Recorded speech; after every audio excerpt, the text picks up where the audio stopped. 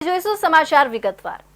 વડાપ્રધાન નરેન્દ્ર મોદી 22 ફેબ્રુઆરીએ નવસારીમાં ટેક્સટાઇલ પાર્કનું ભૂમિપૂજન કરશે। પીએમ મિત્ર પાર્ક તરીકેની જાણીતા ટેક્સટાઇલ પાર્કથી 3 લાખથી વધુ લોકોને પ્રત્યક્ષ અને પરોક્ષ રોજગાર પ્રાપ્ત થવાની સંભાવના છે। જોઈએ અમારો આ વિશેષ અહેવાલ।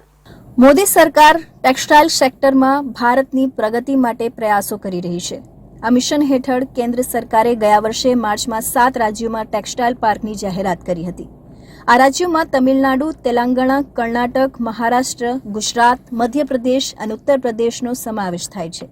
ટેક્સટાઇલ પાર્ક 2027 અને 2028 સુધીમાં પૂર્ણ થવાની અપેક્ષા છે। આ સંદર્ભે જ નવસારીમાં પીએમ મિત્ર પાર્કનું ભૂમિપૂજન કરશે। જિલ્લા વહીવટીતંત્ર દ્વારા આ કાર્યક્રમની તૈયારીઓ શરૂ કરી દેવામાં આવી છે। સમારોહ બાદ વડાપ્રધાન એક મોટી જનસભાને પણ સંબોધિત કરશે। દેશ અને વિદેશમાં ટેક્સટાઇલ ક્ષેત્રે આ પ્રોજેક્ટ સાકાર થયા બાદ અભૂતપૂર્વ વિકાસની તકો ઊભી થનાર હોય આવનારા સમયે ભારતની આર્થિક સ્થિતિ ખૂબ મજબૂત બનશે એવું કહેવાય રહ્યું છે। 22 फरवरी को माननीय पीएम साहब का यहाँ पे वासी बोरसी में नवसारी में प्रोग्राम होने वाला है। इस प्रोग्राम में पीएम मित्र पार्क, इसके साथ ही कॉरपोरेशन के काफ़ी काम, road and building department, bridges के काम, ये सारे काम, इसके साथ में बाकी के आजू बाजू के जिलों में से जितने भी काम है उस सारे का खातमुहूर्त और लोकार्पण होने जा रहा है। આમ ટેક્સટાઇલ પાર્કની સ્થાપનાથી લગભગ 20 લાખ લોકોને પ્રત્યક્ષ અને પરોક્ષ રોજગાર મળવાની અપેક્ષા છે। આ સમગ્ર યોજનામાં અંદાજે ₹70,000 કરોડ રૂપિયાનું રોકાણ કરવામાં આવશે। ગુજરાતના નવસારીમાં આવેલા પીએમ મિત્ર પાર્ક લગભગ 3 લાખ લોકોને પ્રત્યક્ષ અને પરોક્ષ રોજગાર પ્રદાન કરશે તેવી અપેક્ષા છે। પીએમ મિત્ર મેગા ટેક્સટાઇલ પાર્ક 5F હેઠળ ટેક્સટાઇલ સેક્ટરને પ્રોત્સાહન આપશે, જેનાથી ટેક્સટાઇલ ઉદ્યોગોમાં નવા પ્રાણ ફૂંકાશે અને દેશભરમાં કપડા ઉત્પાદનને કારણે ઉપભોક્તા સુધી સુંદર અને સસ્તા કપડા ઉપલબ્ધ થઈ શકશે। સાયબર ફ્રોડના નવા કેસ જોવા મળે છે। હવે પોલીસે સાયબર ખતરા સામે લડવા માટે એક એઆઈ પાવર્ડ ચેટબોટને લોન્ચ કર્યું છે। સુરત પોલીસે તેને લોન્ચ કર્યું છે અને તેનું નામ સુરત સાયબર મિત્રા છે। ભારતના અલગ અલગ પ્રકારના સાયબર ફ્રોડના કેટલાક કેસ નોંધવામાં આવ્યા છે। સાયબર ક્રિમિનલ્સ આસાનીથી લોકોની કમાણી લઈને ઉડી જાય છે। સાયબર ક્રિમિનલો દ્વારા રોજે રોજ નવી રીતે ફ્રોડ કરવાના કિસ્સા ખૂબ જ વધી જતા હવે સુરત પોલીસની સાયબર ક્રાઇમ વિભાગ દ્વારા એઆઈ પાવર્ડ ચેટબોટ લોન્ચ કરવામાં આવ્યું, જે સાયબર ક્રાઇમ રોકવામાં નાગરિકોને મદદરૂપ થશે। દેશભરમાં સૌપ્રથમવાર સુરત પોલીસ એઆઈની મદદથી વિકસાવેલા આ ચેટબોટ દ્વારા લોકો સોશિયલ મીડિયા સાથે જોડાઈને સાયબર ક્રાઇમ અંગે તમામ પ્રકારની જાણકારી મેળવી શકશે અને તમામ પ્રકારની મદદ પણ મળી રહેશે। સુરત સાયબર મિત્રાને લોન્ચ કરવાનો અર્થ લોકોને સુરક્ષિત રાખવાનો છે। આ લોકોને સાયબર ફ્રોડથી પ્રોટેક્ટ કરે છે અને તેનાથી બચવા માટે ગાઈડલાઇન્સ પણ આપે છે। સાથે જ આ સસ્પિશિયસ એક્ટિવિટીને રિપોર્ટ કરવાનો પણ ચાન્સ આપે છે। સુરત સાયબર મિત્રાને લોન્ચ કરતા સુરત સાયબર ક્રાઇમના એસીપી એપી ગોહિલે જણાવ્યું કે આ એઆઈ ચેટબોટનો અર્થ સુરતનો સાયબર સેફ સિટી બનાવવાનું છે। આખા ભારતમાંથી કોઈપણ વ્યક્તિ આ ચેટબોટથી કનેક્ટ થઈ શકે છે। તેના સિમ્પલ હાય લખીને વોટ્સએપ નંબર 9328523417 પર સેન્ડ કરવું પડશે। હાલમાં સુરત સિટી પોલીસ દ્વારા એક સાયબર મિત્ર નામનું એક ચેટબોટ એઆઈ આધારિત શરૂ કરવામાં આવેલું છે। આ આર્ટિફિશિયલ ઇન્ટેલિજન્સ આધારિત જે ચેટબોટ છે તે કોઈ પણ વ્યક્તિને ગુજરાત તથા સમગ્ર ભારતમાં કોઈ સાયબર ક્રાઇમ લગત કોલ કે મેસેજ આવ્યો હોય અને તેઓને જાણવું હોય કે આ જે મોડસ ઓપરેન્ડી છે તે કોઈ ફ્રોડ છે કે જેન્યુન છે, તો તે આ ચેટબોટનો જે વોટ્સએપનો નંબર છે, જે નંબર છે 9328523417, એ તે નંબર ઉપર હાય લખીને તેનો કોઈ ડાઉટ છે તો તે ક્લિયર કરી શકશે। જો કોઈ વ્યક્તિ સાયબર ફ્રોડમાં અચાનક ફસાઈ જાય તો આ ચેટબોટ તુરંત એક્શન લેવામાં મદદ કરે છે। સાથે જ આ યુઝર્સને કમ્પ્લેન રજિસ્ટ્રેશન પ્રોસેસને લઈને ગાઈડ કરે છે। સુરત સાયબર મિત્રની કેપેબિલિટીઝને પણ વધારવાનું કામ કરવામાં આવી રહ્યું છે। તેની મદદથી સ્પેમ કોલ્સ, ઈમેલ અને લિંક્સ, એક્સેસ ફાઇનાન્શિયલ અને સોશિયલ મીડિયા ફ્રોડની રિપોર્ટ કરવાની સુવિધા આપશે। આવનારા સમયમાં જરૂરત મુજબ આમાં ફેરફારો કરીને નાગરિકોને વધુમાં વધુ કઈ રીતે મદદ કરી શકાય એ માટે પણ પ્રયાસ પણ કરવામાં આવી રહ્યા છે। તો અયોધ્યામાં રામ મંદિરના નિર્માણ બાદ હવે સમગ્ર દેશ રામમય બની ગયું છે। ત્યારે વલસાડ જિલ્લામાં રામાયણ વિષય પર અનોખી પરીક્ષા સ્પર્ધા યોજાઈ। ભગવાન શ્રી રામ અને રામાયણ વિશે આજકાલના યુવાધન જાગૃત થાય તે હેતુથી વલસાડ જિલ્લામાં આ પરીક્ષા યોજવામાં આવી હતી. આ પરીક્ષામાં વલસાડ જિલ્લાના 8,000 વિદ્યાર્થીઓએ ભાગ લીધો છે. અયોધ્યામાં ભગવાન શ્રી રામના મંદિરના પ્રાણ પ્રતિષ્ઠા બાદ દેશભરમાં રામાયણ અને રામમય માહોલ સર્જાયો છે. ત્યારે વલસાડ જિલ્લામાં રામાયણ પર અનોખી પરીક્ષા યોજાઈ હતી. રામચરિત માનસ પરિવારના રામાનંદી પંથના કેવલ રામદાસ ત્યાગી મહારાજ દ્વારા યોજાયેલી આ પરીક્ષામાં વલસાડ જિલ્લાની વિવિધ વિસ્તારોના 8,000થી વધુ બાળકોએ ભાગ લીધો હતો. આ પરીક્ષામાં રામાયણના ભગવાન શ્રી રામના જન્મના બાલકાંડ વિશે પ્રશ્નાવલી કરવામાં આવી હતી. આ પરીક્ષામાં 70% માર્ક લાવનાર વિદ્યાર્થીઓને સંસ્થા દ્વારા નિઃશુલ્ક ચારધામની યાત્રા કરાવવામાં આવનાર છે. મહત્વપૂર્ણ છે કે દેશભરમાં અત્યારે રામાયણ અને રામમય માહોલ ચાલી રહ્યો છે. આથી બાળકોમાં બાળપણથી જ ધર્મ સંસ્કારોનું સિંચન થાય અને ધર્મ પ્રત્યેની ભાવના વધુ પ્રબળ બને અને ભગવાન શ્રી રામના જીવનમાંથી બાળકોને પણ તેમના આદર્શો પર ચાલવા પ્રેરણા મળે તે હેતુથી સંસ્થા દ્વારા આ પરીક્ષા યોજાઈ હતી. પ્રથમ પ્રયાસમાં ગુજરાતમાં જ આ પ્રકારની પરીક્ષા યોજાઈ રહી છે અને આગામી સમયમાં દેશભરમાં રામાયણ પણ આવી પરીક્ષાઓ યોજી બાળકોમાં ધર્મને પ્રત્યેની ભાવના વધુ પ્રબળ બને તેવા પ્રયાસો કરવામાં આવશે. आज जो एग्ज़ाम हो रही है वो रामायण के ऊपर है, रामायण प्रश्नावली है और सारे पेपर एमसीक्यू पूछे गए हैं और क्वेश्चन जो है वो सिर्फ बालकांड में से अभी लिया गया है क्योंकि पूरी रामायण जो है बच्चे लोग प्रिपेयर नहीं कर पाएंगे तो खाली सिर्फ अभी रामायण लिया गया है. अगले साल जो है बालकांड और अयोध्याकांड दोनों लिया जाएगा और काफ़ी हमको उत्साह है कि इतने बच्चे लोग जो पार्टिसिपेट कर रहे हैं, काफ़ी आनंद की बात है. और आज हमें पता चल रहा है कि आज हर बच्चा भी चाहता है कि हमारे घर में भी रामायण की पुस्तक हो.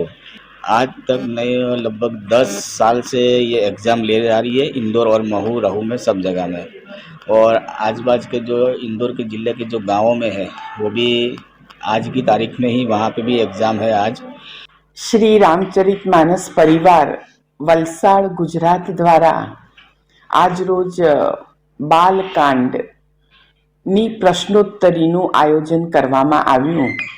શિક્ષણ અધિકારી શ્રીનો શાળા પર પરિપત્ર આવ્યો અને શાળાના વિદ્યાર્થીઓને આ બાબતે પૂરી જાણકારી આપવામાં આવી. સાથે સાથે એમને સંદર્ભ પુસ્તકોનો અભ્યાસ કરી અને આ પ્રવૃત્તિમાં સરસ રીતે ઇન્વોલ્વ થવા માટેની ભૂમિકા શિક્ષકોએ અદા કરી અને આજે શાળાના 900થી વધારે બાળકો આ પરીક્ષામાં ભાગ લઈ રહ્યા છે. રામચરિત માનસ પરિવાર દ્વારા વલસાડ જિલ્લામાં પ્રથમ વખત રામાયણના બાળકાંડ ઉપર ધોરણ 4 થી ધોરણ 9 સુધીના વિદ્યાર્થીઓ માટે સ્પર્ધાત્મક પરીક્ષાનું આયોજન કરવામાં આવ્યું હતું. સ્પર્ધાત્મક પરીક્ષામાં વલસાડ જિલ્લાની 50 શાળાઓમાંથી 8,000થી વધારે વિદ્યાર્થીઓએ ભાગ લીધો હતો. ડાયનેમિક ફોર ફિટનેસ અને ક્લીન ઇન્ડિયા સેન્ટ્રલ હેઠળ ફિટ ઇન્ડિયા ક્લીન ઇન્ડિયા મૂવમેન્ટને સમર્થન આપવા પ્રવૃત્તિઓ અને રમતોનું આયોજન કરવામાં આવ્યું હતું. 18મી ફેબ્રુઆરી 2024ના રોજ એક પ્રી ઇવેન્ટનું આયોજન કર્યું જેમાં વિવિધ અને વૈવિધ્યસભર ક્ષેત્રોના લોકોને સુરત પ્લેગાથોન વિશે જાણવા માટે આમંત્રિત કરવામાં આવ્યા હતા.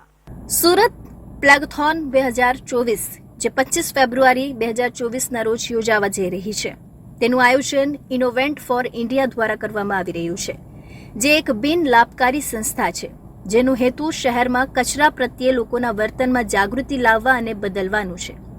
આ કાર્યક્રમને કોર્પોરેશનના ભૂતપૂર્વ સભ્ય કીર્તિભાઈ શાહ, એસએમસી અને પોલીસ વિભાગનો વિશેષ સહયોગ મળ્યો છે. એસજીસીસીઆઈ, ટીઆઈએ, ઈ-ચાય અને બિગ એફએમ તરફથી પણ સંપૂર્ણ સહકાર છે. આ કાર્યક્રમ યાનોલ્ઝા ક્લાઉડ સોલ્યુશન્સ દ્વારા ચલાવવામાં આવી રહ્યો છે અને ઉર્જા ભાગીદાર સ્ટીમ હાઉસ છે. વધુમાં અન્ય માઇન્ડફુલ સંસ્થાઓ અને સમુદાયો છે જે તેને સફળ બનાવવા માટે જોડાયા છે. 18મી ફેબ્રુઆરી 2024ના રોજ એક પ્રી ઇવેન્ટનું આયોજન કર્યું જેમાં વિવિધ અને વૈવિધ્યસભર ક્ષેત્રોના લોકોને સુરત પ્લેગાથોન વિશે જાણવા માટે આમંત્રિત કરવામાં આવ્યા હતા. પ્લેગાથોન શબ્દનો અર્થ છે જોગિંગ કરતી વખતે કચરો ઉપાડવો. પ્લોગના સંબંધમાં ડાયનેમિક ફોર ફિટનેસ અને ક્લીન ઇન્ડિયા સેન્ટ્રલ હેઠળ ફિટ ઇન્ડિયા ક્લીન ઇન્ડિયા મૂવમેન્ટને સમર્થન આપવા પ્રવૃત્તિઓ અને રમતોનું આયોજન કરવામાં આવ્યું હતું. हमारी संस्था वेस्ट मैनेजमेंट में एसएमसी के साथ काम कर रही है पिछले 3.5 सालों से। अभी ये हम सूरत में एक नया कॉन्सेप्ट करने वाले हैं, सूरत प्लॉगाथॉन। मैराथन तो होता है, लेकिन इसमें ऐसा है कि मैराथन भागते भागते आपको प्लास्टिक का कचरा भी उठाना है। तो इसमें हमने काफ़ी सारे लोगों को जोड़ा है। इसमें अपना चेंबर ऑफ कॉमर्स, ई चाय नेटवर्क, BNI और जो टाई सूरत जैसी संस्थाएं हैं, ये भी इसमें जुड़ी हैं। આ ઇવેન્ટનું કારણ એક જ હતું કે આવતી 25 તારીખે રવિવારે સવારે એક મેરેથોન રાખેલું છે। એ મેરેથોન એવી રીતનું છે કે કદાચ વર્ષોથી મેરેથોન થાય છે સુરતમાં, પણ આ એવી મેરેથોન છે કે મેરેથોન દોડતા દોડતા નદી કિનારા ઉપરથી જે કંઈ કચરું આવે છે એ કચરું વીણી અને બેઠું કરવાનું। આજે જ્યારે નદીઓ પ્રદૂષણ થઈ રહી છે અને તમે જોઈ રહ્યા છો કે તાપી માતાનું હર વર્ષે પૂજન કરતા હોઈએ છીએ, એ નદી કિનારો એટલો ગંદો હોય છે, તો એક આવી મેરેથોન દ્વારા સુરત શહેરમાં જાગૃતિ લાવી અને નદી કિનારો બી ચોખ્ખો રહે, કારણ કે નદી એક પૂજનીય વસ્તુ છે। પૂજનીય વસ્તુને ચોખ્ખી રાખવાની આપણી સૌની ફરજ છે। कि हमारा जो पूरा कार्यक्रम है, हमारा जो प्रोग्राम है वो फिट इंडिया क्लीन इंडिया के लिए है। इसलिए अभी आप देखेंगे तो फिट इंडिया के लिए कुछ एक्टिविटीज़ करवा रहे हैं, और वो फिजिकल एक्टिविटीज़, और अभी उनको थोड़ी जानकारी भी देंगे कि कैसे आप फिट रह सकते हैं, आपके डाइट के बारे में बताएंगे। और क्योंकि क्लीनलीनेस से बाहर नहीं, अपने अंदर भी ज़रूरी है, तो वो डाइट भी जानना ज़रूरी है। और उसके बाद हम कुछ और एक्टिविटीज़ करेंगे, और हमने कुछ गेम्स भी खेले हैं जिसमें हम क्लीन इंडिया, हमारा जो एयर है, हमारा पानी है, ये सब में जो पोल्यूशन होता है वो सब क्यों होता है, कचरे के कारण, तो उसके बारे में भी चर्चा करेंगे। આ પ્રવૃત્તિઓનો મુખ્ય ધ્યેય લોકોને હવા, પાણી અને જમીનના સંબંધમાં કચરાના કારણે થતી સમસ્યાઓ અને વ્યક્તિગત સ્તરે તેઓ કેવી રીતે વધુ સારા ભવિષ્યના નિર્માણમાં યોગદાન આપી શકે છે તે સમજવા માટે પ્રેરિત કરવાનો હતો। આ પ્રતિક્રિયાઓ દ્વારા લોકોને સમજાયું કે દૈનિક જીવનશૈલીમાં કેટલાક નાના ફેરફારો કરીને આપણે પ્રકૃતિને પ્રદૂષિત થવાથી બચાવી શકીએ છીએ। જીપીસીબીના સહયોગથી લાઈફ ફોર એન્વાયરમેન્ટ અંતર્ગત સુરત પ્લાગાથોન 2024 માટે શહેરના તમામ નાગરિકોને આમંત્રિત કરવામાં આવે છે। સમાજ સેવા અને જનસેવા એ જ પ્રભુ સેવા જેવા વાક્યોને સાર્થક કરતું સુરતનું એક કર્તવ્ય ગ્રુપ દ્વારા સચિન વિસ્તારના જરૂરિયાતમંદ બાળકોને કપડાં તેમજ પૌષ્ટિક આહારનું વિતરણ કરવામાં આવ્યું હતું। સમાજ સેવા જનસેવા થકી જરૂરિયાતમંદ લોકોને કપડાં અને આહાર પૂરો પાડવો એ ખૂબ જ પુણ્યનું કામ હોય છે। ત્યારે સુરતના યુવાનો દ્વારા ચલાવવામાં આવતું એક કર્તવ્ય ગ્રુપ દ્વારા સુરતની જુદી જુદી જગ્યાએ રહેતા શ્રમજીવી પરિવારના બાળકોને દર રવિવાર પોતાના ખર્ચે કપડાં, દૂધ, ફળ, નાસ્તો વગેરે પૌષ્ટિક આહારનું વિતરણ પાછલા 2 વર્ષથી કરવામાં આવે છે। આ કાર્ય પોતાનું કર્તવ્ય સમજીને 4 યુવાન લોકો દ્વારા શરૂ કરવામાં આવેલું આ કામ, જેમાં આજે 80 થી 100 લોકોનું ગ્રુપ બની ગયું છે અને સુરતના ખૂણે ખૂણે રહેતા ગરીબ અને શ્રમજીવી પરિવારના બાળકોની નિસ્વાર્થપણે સેવા કરવાનું ભગીરથ કાર્ય કરવાનું બીડું ઉઠ્યું છે। એક કર્તવ્ય ગ્રુપ દ્વારા ગતરોજ સચિન GIDC પોલીસ સ્ટેશનની બાજુમાં આવેલા ઝુંપડપટ્ટી વિસ્તાર તેમજ સચિન નવસારી રોડ પર આવેલા તુલસી હોટલની સામે ખુલ્લા મેદાનમાં રહેતા શ્રમજીવી પરિવારના બાળકોને કપડાં તેમજ નોટબુક અને દૂધ તથા પૌષ્ટિક નાસ્તાનું વિતરણ કરવામાં આવ્યું હતું। તેમજ એક કર્તવ્ય ગ્રુપના સભ્યો દ્વારા જણાવવામાં આવ્યું હતું કે વહેલી તકે શ્રમજીવી પરિવારના નિવાસવાળા વિસ્તારોમાં ગ્રુપના મેમ્બરો દ્વારા પ્રાથમિક શિક્ષણ મળે તે માટે ફ્રીમાં ટ્યુશન ક્લાસ શરૂ કરવામાં આવશે, જેથી શ્રમજીવી પરિવારના બાળકોને સારું શિક્ષણ મળી રહે એવા પ્રયાસો કરવામાં આવશે। આપણા યુવા છે તેને આપણે પ્રોત્સાહન કરવા માટે જ આ એક વસ્તુ ચાલુ કર્યું છે। એક કર્તવ્ય એ વસ્તુ છે કે તમારું એક કર્તવ્ય છે, ના કે અમે કોઈ કમિટ કરીએ છીએ। તમારે તમારા પોતાના અંદરથી એક કર્તવ્ય તમે કરશો તો તમે આગળ વધશો। એના માટે અમે એક આ ચાલુ કર્યું છે। તો આમાં અમારે કેવું છે કે સન્ડે એટલે રવિવાર પકડો છે, કારણ કે અમે બધા એક જોબ કરીએ છીએ, બધા જ એક નોર્મલ એમાંથી આવીએ છીએ, तो બધાને કેવું છે કે રવિવારે જે મળે છે, તો એના માટે રવિવારે સવારે અમે આ એક ચાલુ કર્યું છે। मेरे फ्रेंड राकेश दोरीवाला ने मुझे इंस्पायर किया है यहाँ आने के लिए। मैं आज फर्स्ट टाइम यहाँ पे आया हूँ और वो उसके स्टेटस में हर संडे को देखता रहता हूँ और उसके मैसेज भी देखता रहता हूँ। उसको देख के मुझे लगा मुझे भी अपनी तरफ से कुछ कंट्रीब्यूशन देना चाहिए या फिर मुझे भी इसमें पार्ट लेना चाहिए। रूटीन काम तो सब लोग कर ही रहे हैं, अपना काम जिंदगी गुजार ही रहे हैं, मगर ये कुछ पहली बार मुझे एक्सपीरियंस अच्छा लगा। फर्स्ट टाइम मैं आज आया हूँ और मैंने अपनी तरफ से जो हो सकता है मैंने कंट्रीब्यूशन किया है। સેવાકીય પ્રવૃત્તિ સાથે જોડાયેલા એક કર્તવ્ય ગ્રુપની વિશેષતા જોઈએ તો ગ્રુપ દ્વારા કોઈ પણ જાતનું ડોનેશન લેવાતું નથી અને આ જે સેવાકીય પ્રવૃત્તિઓ કરવામાં આવે છે એ તમામ ખર્ચ મેમ્બરો દ્વારા મળીને ઉઠાવવામાં આવે છે, તેમજ કોઈ પણ રાજકીય પક્ષ કે અન્ય કોઈ સંસ્થા સાથે જોડાયેલું નથી। આ ગ્રુપ ફક્ત ને ફક્ત સેવાકીય પ્રવૃત્તિઓ કરવા માટે જ છે, એક કર્તવ્ય ગ્રુપના સભ્ય દ્વારા જણાવાયું હતું.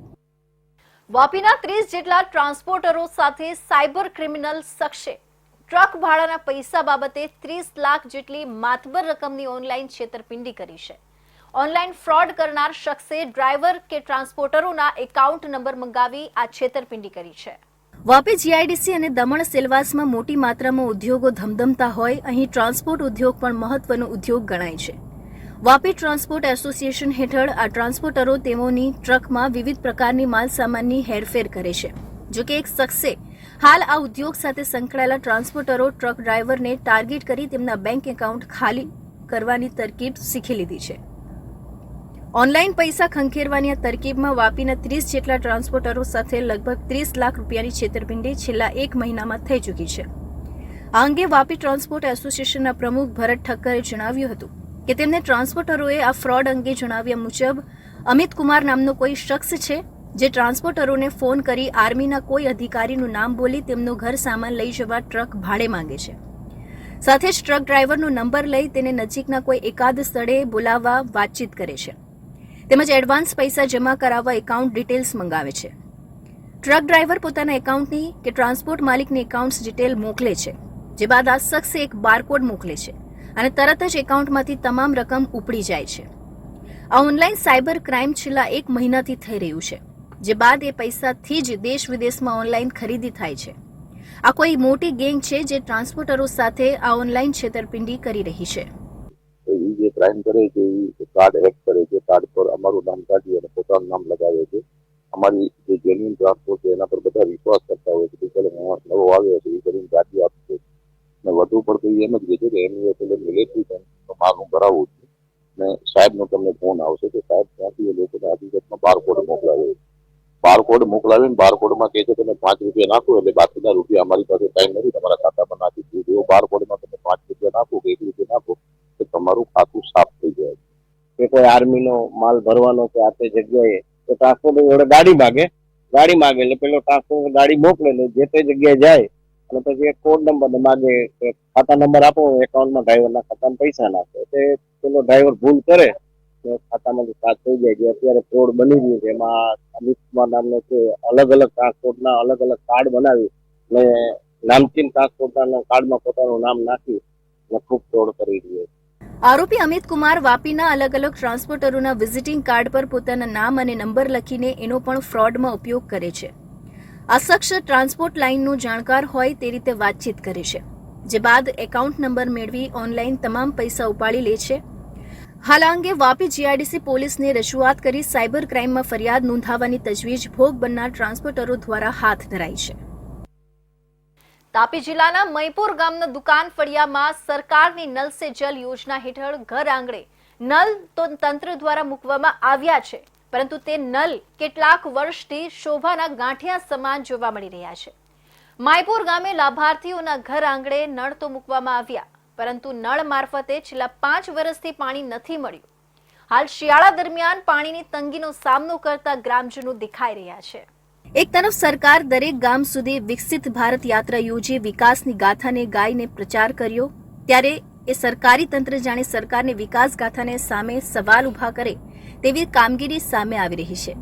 વ્યારા તાલુકામાં આવેલા માયપુર ગામે આવેલા દુકાન ફળિયામાં તંત્ર દ્વારા નલ સે જલ યોજના અંતર્ગત 6 થી 7 વર્ષ પૂર્વે લાખોના ખર્ચે પાણીની ટાંકી, પાઇપલાઇન અને ઘરે ઘરે નળ તો મૂકવાની કામગીરી તો થઈ હતી, પરંતુ તે તમામ કામ હાલ બિનઉપયોગી દેખાઈ રહ્યા છે.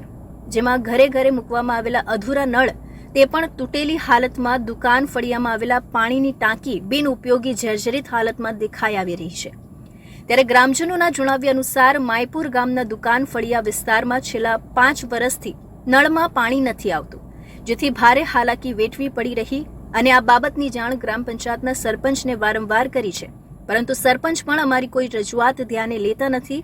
ત્યારે આવો આપણે ગ્રામજનોના મુખે સાંભળીએ એમની વાત. અમારા અહીંયા ફળિયામાં 20 જેટલા ઘરો છે. નળની લાઈન તો થઈ જ ગયેલી છે, પણ 7 વર્ષ થઈ ગયા. જ્યારની લાઈન કરી છે ત્યારનું પાણી જ નથી આવતું. કોઈકના નળ બેદરકારી થઈ ગયા છે, તૂટી ગયા છે, કોઈકમાં છે. પણ સરપંચને કીધું તો સરપંચ કે આજે ચાલુ કરું, કાલે ચાલુ કરું, એવી રીતે વાયદા જ કર્યા કરે છે. અમને 2017 પછીનો એક બી નળમાં પાણી આવતું નથી. પાણીની આટલી બધી સમસ્યા થઈ ગઈ છે કે ઢોરને બી પાવા માટે અમારે દૂર દૂર જવું પડતું છે.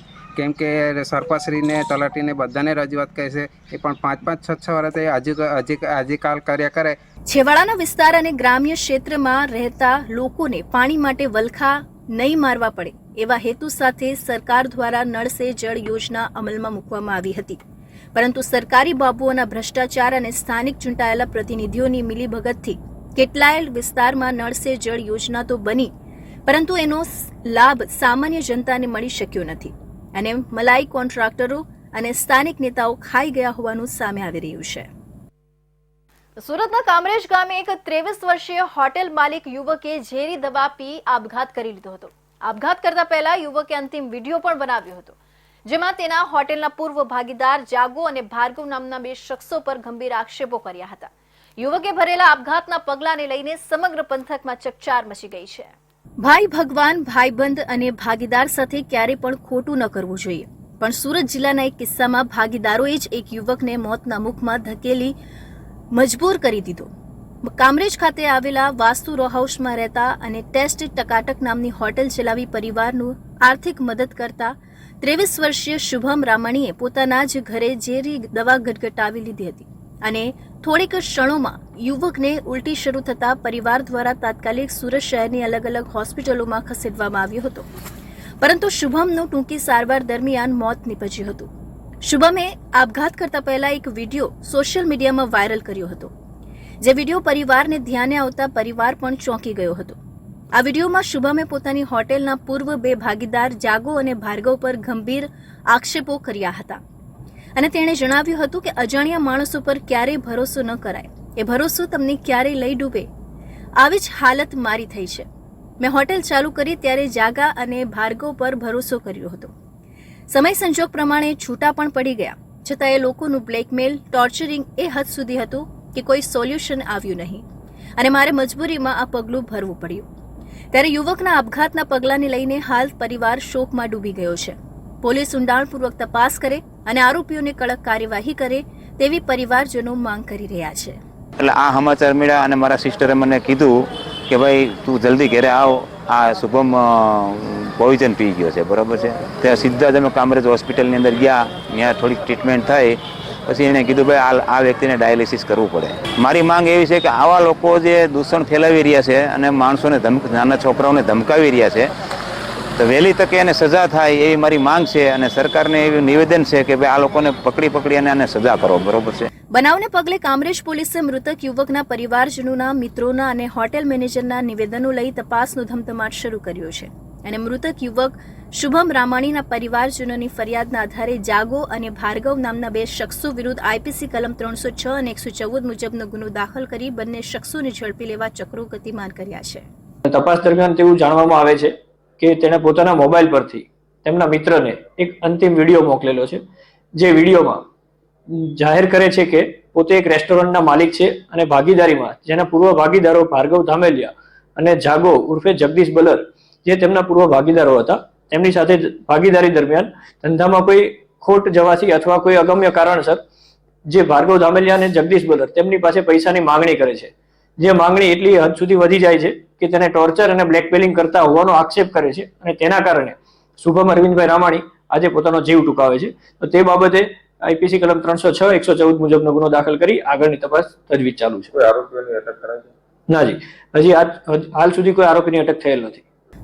દોસ્ત ના રહા જેવો ઘાટ આ ઘટનામાં શુભમનો થયો હોય એમ જે દોસ્તો પર ભરોસો કર્યો એ લોકોએ જ એવું કૃત્ય કર્યું કે એક યુવાનને આમ અંતિમ પગલું ભરવું પડ્યું.